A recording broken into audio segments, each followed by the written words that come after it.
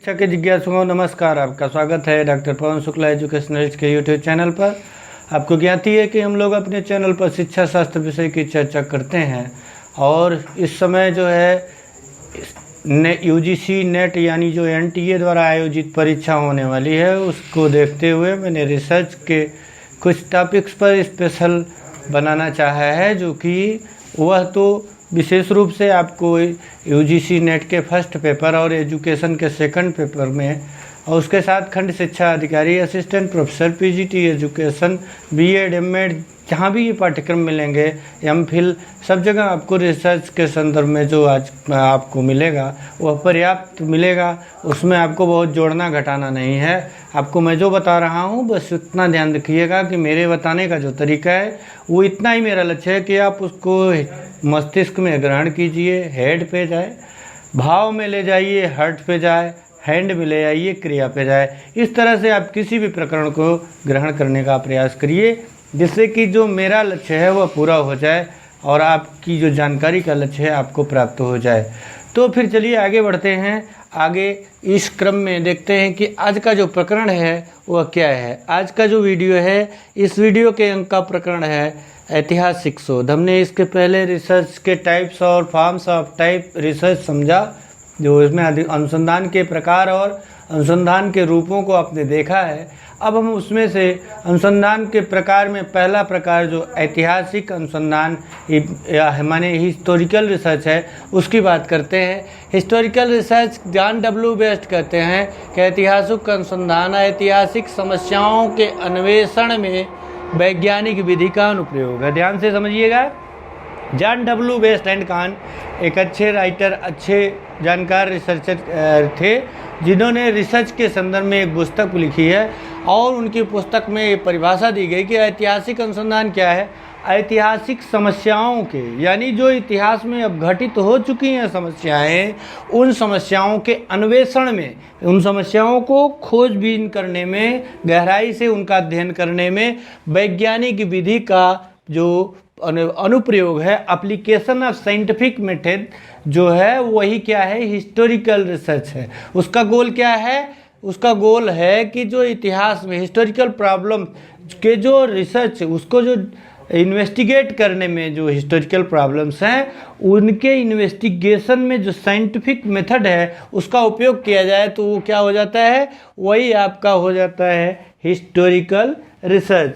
Historical research के संदर्भ में इतना आप जाने तो ये हमें लगता है कि आपको पर्याप्त है कि जो इतिहास के संदर्भ में घटनाएं घटित हुई हैं उन घटनाओं का जो जानकारी है वही है। अब इसको और व्याख्यायित करना चाहें तो आप इस तरह से देख सकते हैं कि ऐतिहासिक विश्लेषण किसी व्यक्ति या किसी विचार, किसी आंदोलन अथवा किसी जो संस्था की ओर निर्देशित हो सकता है। इसमें फिर भी जो है ऐतिहासिक प्रेक्षण की कोई भी चीज़ एक दूसरे से अलग करके विचारी नहीं हो सकती है। मनुष्यों को जो उनके काल के विचारों, आंदोलन, संस्थाओं के साथ उनकी जो पारस्परिक क्रियाओं का ध्यान दिए बिना ऐतिहासिक शोध को विषय नहीं बनाया जा सकता है। तो इसमें क्या मत कहने का तात्पर्य है कि जो मूल बात है कि जो ऐतिहासिक अनुसंधान है वो क्या है, जो हिस्टोरिकल प्रॉब्लम्स थी उनका इन्वेस्टिगेशन करने में जो साइंटिफिक अप्रोच है, जो वैज्ञानिक विधि है, से साइंटिफिक मेथड है, उसका उपयोग करना ही हिस्टोरिकल रिसर्च है। आप जानते हैं इतिहास का मतलब होता है इति धन हास। इति माने ऐसा, हास माने घटित हुआ, हो नहीं रहा है बल्कि घटित हो चुका है। तो जो घटित हो चुका है हम उसका अध्ययन करना चाह रहे हैं, यानी जो घटित हो चुका है उसको जानने में वैज्ञानिक विधि का जो उपयोग किया जा रहा है वही क्या है, ऐतिहासिक अनुसंधान है, हिस्टोरिकल रिसर्च है। इसकी कुछ विशेषताओं को जानिए कि क्या है यह ऐतिहासिक अनुसंधान, होता क्या है।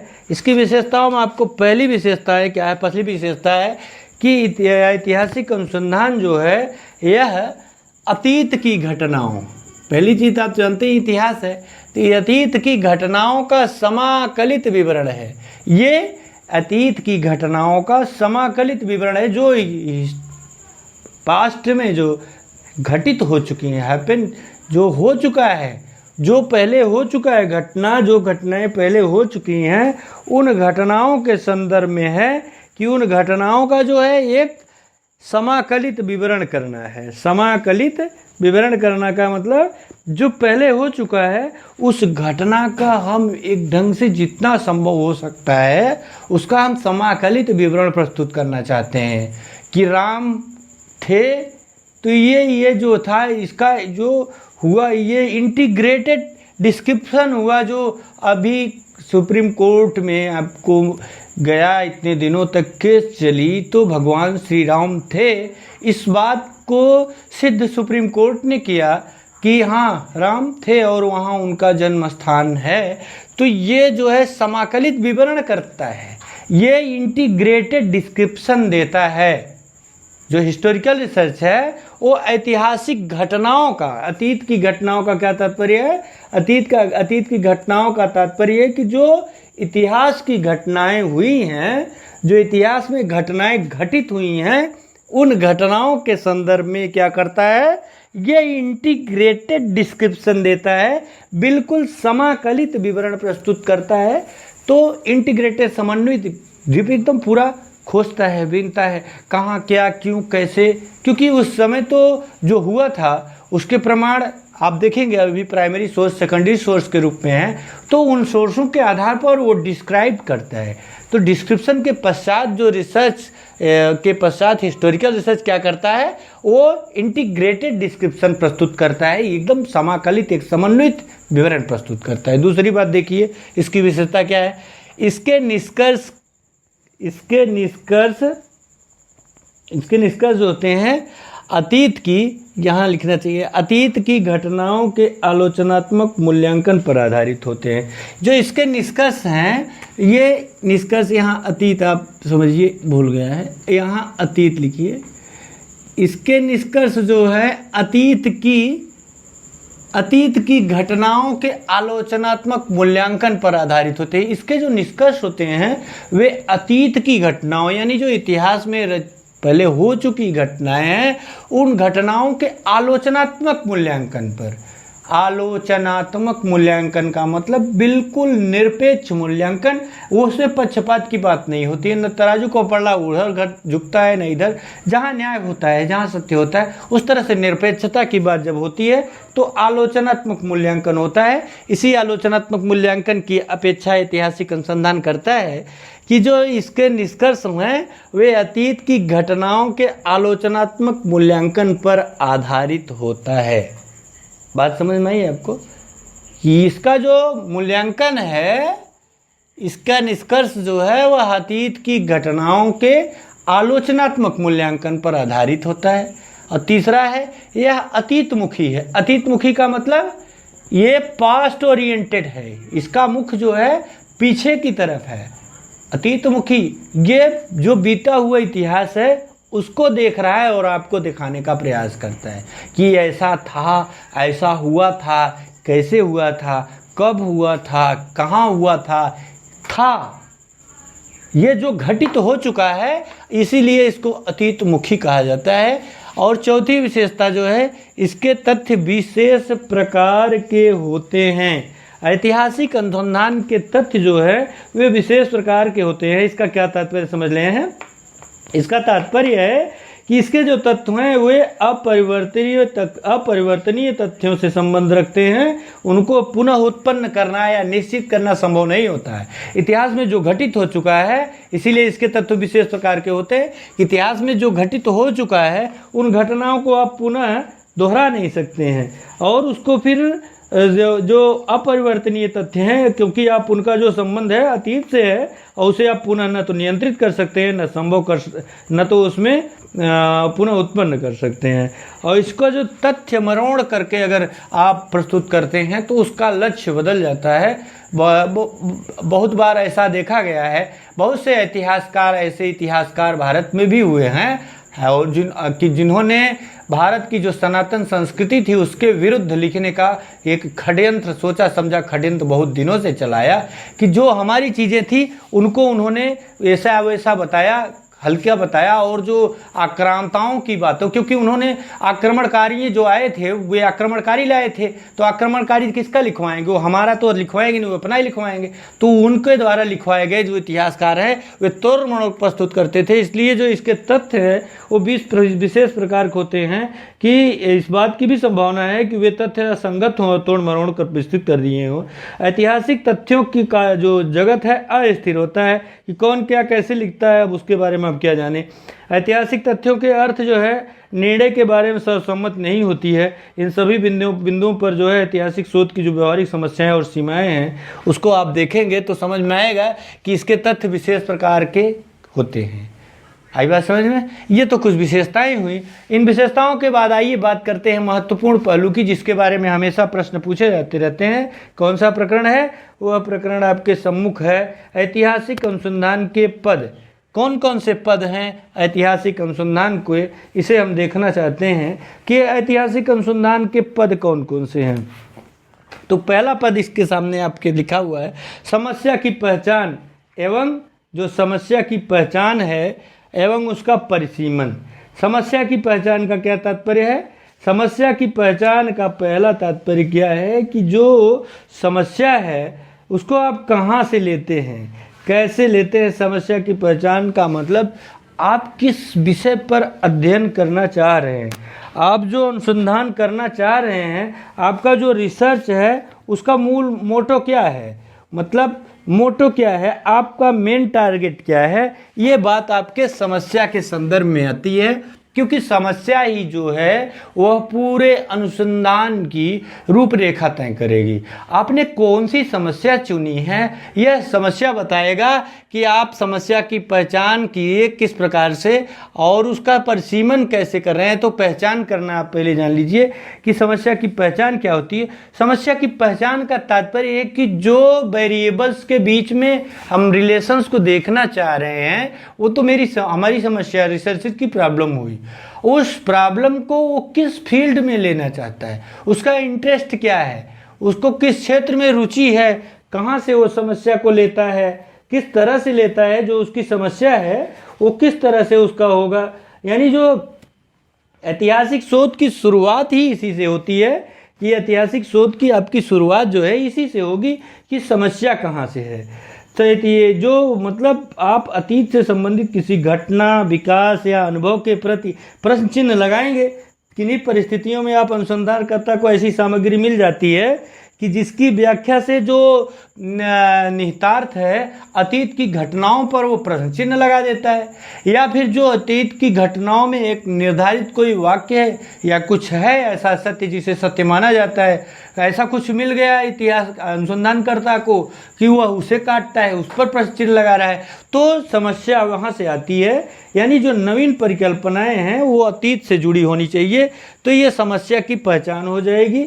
और उसका परिसीमन का तात्पर्य होता है कि परिसीमन का तात्पर्य है कि जो अनुसंधान कर्ता की सीमाएं हैं उसी के अंतर्गत वो अपने आप को, अपनी समस्याओं को परिभाषित कर लेता है कि हमारी समस्या का मतलब भारत के उत्तर प्रदेश के जनपद जौनपुर के इस बदलापुर ब्लॉक के इस क्षेत्र बदलापुर ब्लॉक को ही लिया गया है, तो वहाँ पर सीमित कर लिया गया। रिसर्च का जो मेन टारगेट होता है ये परिसीमन होता है। अगर प्रॉब्लम के बाद ये डिलिमिटेशन ना हो पाया तो फिर निश्चित रूप से उस पर प्रश्न चिन्ह, बड़े प्रश्न चिन्ह लग सकते हैं। तो डिलिमिटेशन करना, ये जो परिसीमन करना होता है ये बहुत जरूरी है। लिमिटेशन और डिलिमिटेशन आप सुनेंगे। लिमिटेशन का मतलब सीमाएं होती है, उसकी कमियां क्या होती हैं, और डिलिमिटेशन का मतलब आप उसकी लिमिट को तय कर रहे हैं। अपने रिसर्च की जो लिमिट है उस होता है ना, सबकी अपनी लिमिट है कि आप अनुसंधान करता हो गए तो आप कितने दिनों तक, वैदिक काल तक का अध्ययन करना चाह रहे हैं, तो किस क्षेत्र में करना चाह रहे हैं करिए। कोई एक तो टारगेट होगा आपका। पूरे भारत का करना चाहेंगे तो हमें लगता है पूरा नहीं हो पाएगा, या फिर आप उस तरह से परिभाषित करिए कि पूरे भारत का करना चाह रहे हैं, लेकिन हम वास्तविक रूप में जाएंगे नहीं, बल्कि डाटा जो मिलेगा आंकड़ों के आधार पर हम करना चाह रहे हैं, तो उसको आप बताएंगे, परिसीमन में यह स्पष्ट करेंगे। तो इस तरह दूसरी बात, अब समस्या जो है इसका परिसीमन करेंगे तो उसमें दो बातें आती हैं। समस्या का स्रोत क्या है, जो सोर्स, प्रॉब्लम ऑफ सोर्स नहीं, हाँ सोर्स ऑफ प्रॉब्लम क्या है, समस्या के स्रोत क्या है, कि यानी जो समस्या ली जा रही है वह समस्या कहाँ से ली जा रही है। ये एक बहुत महत्वपूर्ण बिंदु है कि समस्या ली कहाँ जा रही है, इसको देखना पड़ेगा आपको। कि समस्या के महत्वपूर्ण बिंदु में सबसे पहली बात इसमें जब समस्या के संदर्भ में आप विचार करेंगे तो वह आएगी कि जो समस्या ली जा रही है वह समस्या किस जगह से ली जा रही है, उसका स्रोत क्या है, उसका सोर्स क्या है, समस्या के स्रोत क्या है, इसको देखेंगे आप। तो समस्या के स्रोत के बारे में बात करेंगे आप, तो जो स्रोत है इसके बारे में आपको यही बताएंगे।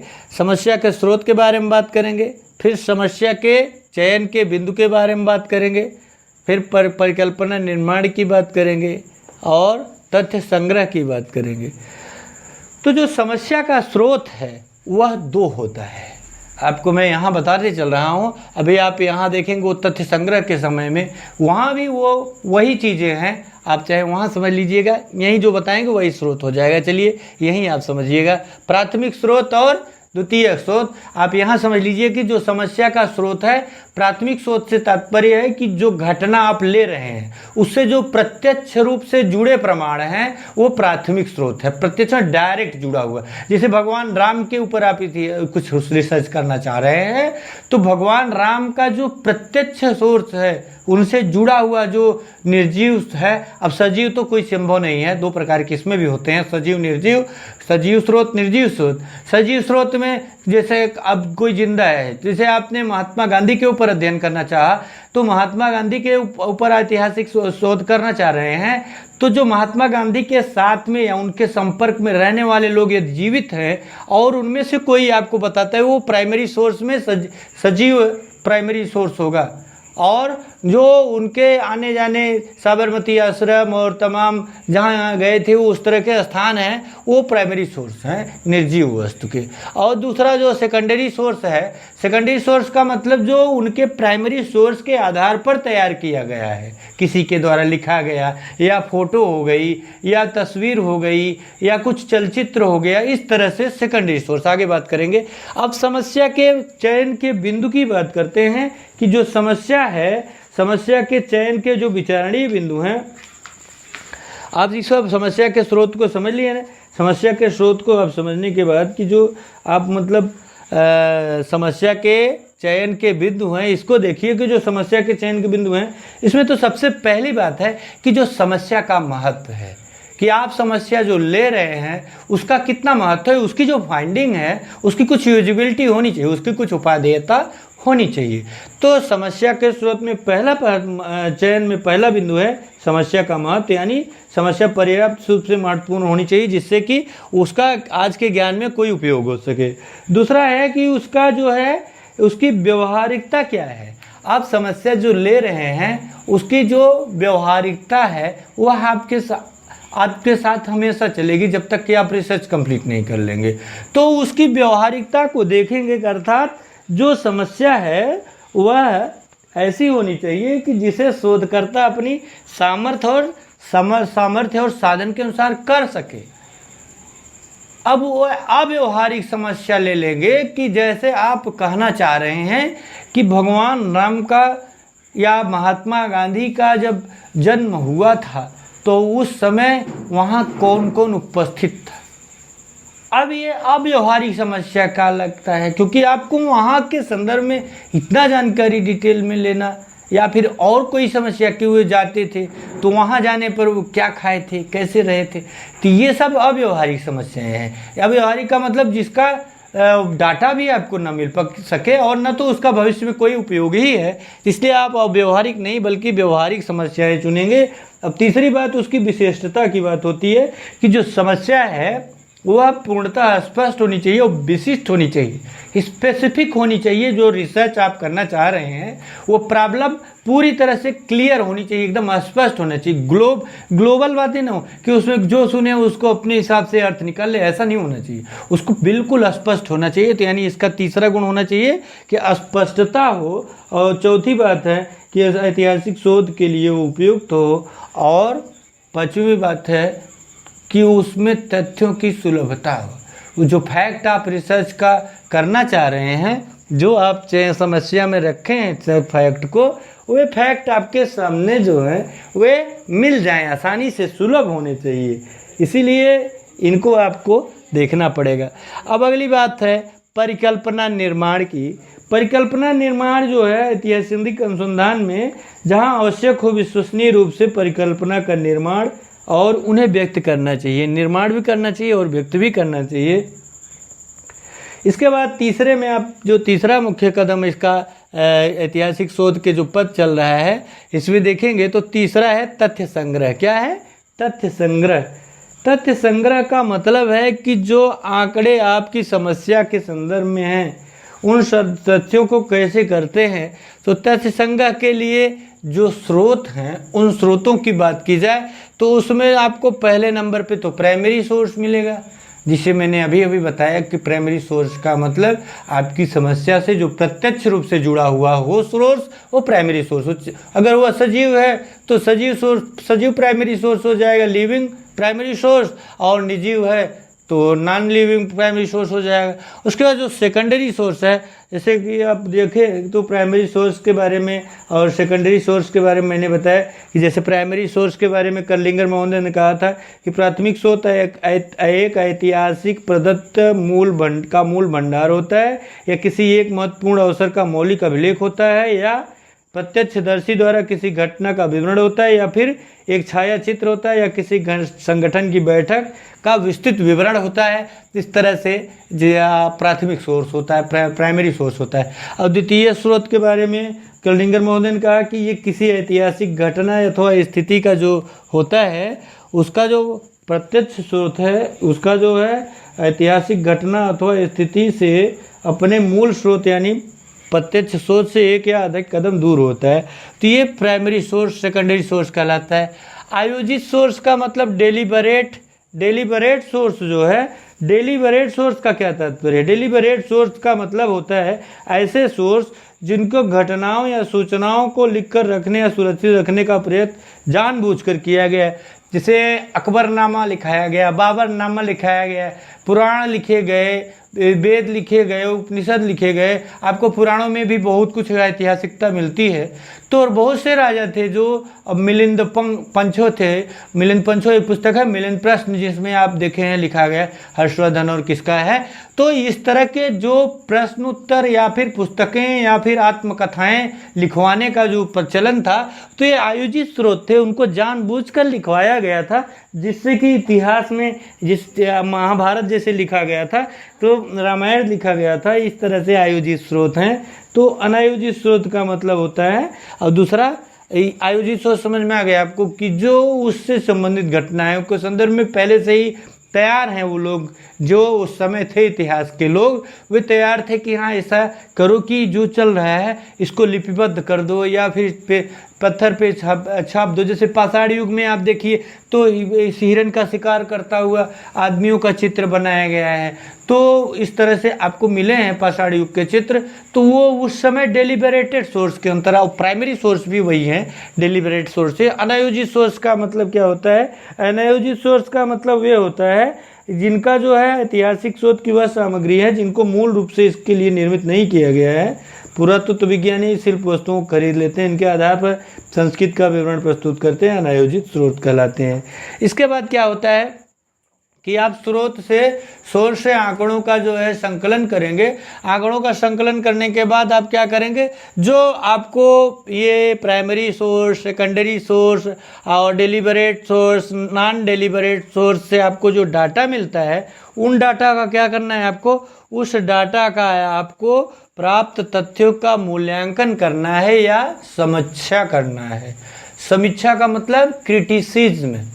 क्रिटिसिज्म मतलब क्रिटिसिज्म का क्या तात्पर्य? आलोचना। तो आलोचना आप जानते हैं निरपेक्ष रूप से होती है। तो ये जो प्राप्त तथ्यों की समीक्षा है, ये समीक्षा के मुख्यतः दो प्रकार हैं, एक्सटर्नल एंड इंटरनल, बाह्य समीक्षा और आंतरिक समीक्षा। तो बाह्य समीक्षा का मतलब है स्रोत के जो साख की जांच करना है। इसका क्या तात्पर्य है? इसका बाह्य समीक्षा का तात्पर्य है कि जो स्रोत है, जो सोर्स जो स्रोत मिला है, जिससे डाटा लिया गया, इस स्रोत की जो साख है, रेपुटेशन क्या है, स्रोत साख, इसकी जांच करना कि वो कितना हद तक वो रिलायबल है, उसको कितने हद तक उसको विश्वास किया जा सकता है। स्रोत की साख की रेपुटेशन की जांच की जाती है कि मतलब क्या ये जो लेख मिला है आपको, वह लेख या डॉक्यूमेंट असली है, जिसने लिखा है क्या उसी के नाम से है, क्या यह विश्वसनीय है, सक्षम है, इतना सक्षम है कि आपके जो समस्या है उसका उत्तर दे सके। तो सोच की जो तत्कालीन जांच है उसका आशय यही है पता लगाया कि वो कितना योग्य है, निष्ठावान था और उसकी राय कितनी कीमती है। तो आदर्श बात तो यही होगी कि लेखक की सत्यनिष्ठा के बारे में अच्छी जानकारी प्राप्त की जाए, लेकिन अगर संभव नहीं है तो उसकी साख को मान लिया जाता है और उसके आधार पर किया जाता है। उसके बाद जो उसकी आंतरिक समीक्षा है, इंटरनल क्रिटिसिज्म है, वह उसकी जो है विषय वस्तु की साख की जांच करता है कि जो उसकी विषय वस्तु है उसकी जांच करता है कि इस संबंध में मतलब जो लेखक की कृति है उसकी विषय वस्तु और उसके अर्थ से है उसको कैसे देखा जाता है। अब उसमें कैसे देखता है, इसके दो प्रकार हैं। इसके दो प्रकार कौन कौन से हैं? आंतरिक सुसंगति और बाह्य सुसंगति देखा जाता है। आंतरिक सुसंगति और बाह्य सुसंगति का मतलब तथ्यों में जो आंतरिक सुसंगति है उनको देखा जाता है और तथ्यों में बाह्य सुसंगति को देखा जाता है। यहीं तक है ये आपका ये समीक्षा, यहीं तक है।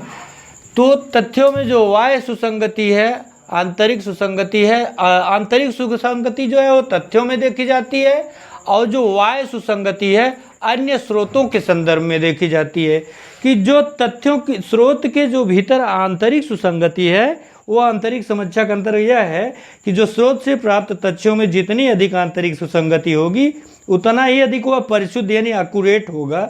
इस प्रकार इस बात की जांच इस प्रकार से संतोषप्रद पाने की होती है कि जो शोध में स्रोत में दिए गए निष्कर्ष जो है पर्याप्त रूप से सही निकाले गए। क्या प्रस्तुत में जो तथ्य में विरोधाभास तो नहीं था? अगर विरोधाभास था तो क्यों था? तथ्यों के जो बाह्य सुसंगति का मतलब क्या है? बाह्य जो सुसंगति अन्य स्रोतों के जो जानकारियां हैं उनका मिलान किया जाता है। अब इसको कई तरीकों से और भी देखा जा सकता है। मिलान द्वारा भी वैधता की जांच की जा सकती है। इसको मिलान द्वारा भी वैधता की जांच की जा सकती है। और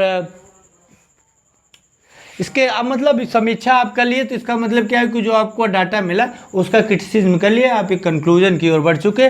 तो फिर अब जब आप कंक्लूजन की ओर जाएंगे तो समीक्षा के बाद आपको शोध प्रतिवेदन का लेखन करना होता है, यानी रिसर्च की रिपोर्ट तैयार करनी होती है कि आप रिपोर्टिंग करना चाहते हैं कि किस तरह से जो मैटर आपने तैयार किया है, जो आपने खोजा भी ना है अब तक, जितना तथ्यों को बटोरा उसके आधार पर जो क्रिटिसिज्म किया उसका क्या कंक्लूजन निकल रहा है, उसको लिखने के लिए इसमें तो कई चरण हैं। जैसे अ में है वर्णनात्मक चरण। वर्णनात्मक चरण का मतलब उसका डिस्क्रिप्शन किया जाएगा। वर्णनात्मक चरण में मतलब होता है कि आप शोध विवरण में लेखन जो होता है उसका पठनीय होना चाहिए और जो अंश हैं उनका चयन, व्यवस्थापन, प्रतिपादन, व्याख्या, उनसे निष्कर्ष जो है इनको जो है थोड़ा थोड़ा विस्तार से आपको समझाना पड़ता है। और उसके बाद दूसरा है शोध सामग्री का चयन और व्यवस्थापन के संदर्भ में आप लिखेंगे कि शोध सामग्री का चयन और व्यवस्थापन के संदर्भ में आप लिखेंगे कि जो शोध सामग्री है इसका चयन किस प्रकार से किया गया और उसका व्यवस्थापन, पूरा ऑर्गेनाइजेशन का प्रोसेस जो आप लिखेंगे डाटा सिलेक्शन से लेकर के कंक्लूजन तक, उसमें काल अनुसार, शीर्षका अनुसार, उसमें काल के अनुसार लिख देंगे क्रोनोलॉजिकल टाइप पे कि समय कितना समय से शुरू किए, कब कौन से कितना कहाँ गए, क्या हुआ, पूरा विवरण आप लिखेंगे यहाँ पे।